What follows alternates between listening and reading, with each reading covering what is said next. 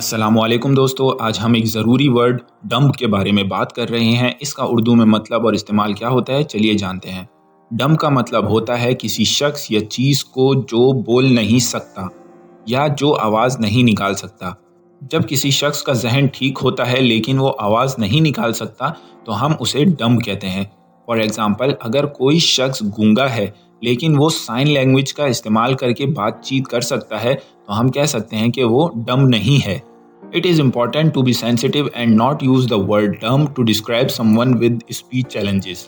یہ ضروری ہے کہ ہم مہربان رہیں اور کسی کو جس کا بولنے میں مسئلہ ہو اسے ڈمب کہنے سے بچیں۔ ڈمب ورڈ کا استعمال کسی کے اسپیچ چیلنجز کو ڈسکرائب کرنے کے لیے اوفینسو ہو سکتا ہے، اس لیے ہمیں ہمیشہ مہربان اور سمجھدار رہنا چاہیے اور گونگوں کے ساتھ انسانیت اور عزت سے پیش آنا چاہیے۔ We should be understanding and treat people with speech challenges with humanity and respect. تو یہ تھا ڈمب لفظ کا مطلب اور اس کے اردو میں استعمال کا ایک چھوٹا سا اوور ویو۔ امید ہے آپ کو یہ انفارمیشن پسند آئی ہوگی۔ شکریہ۔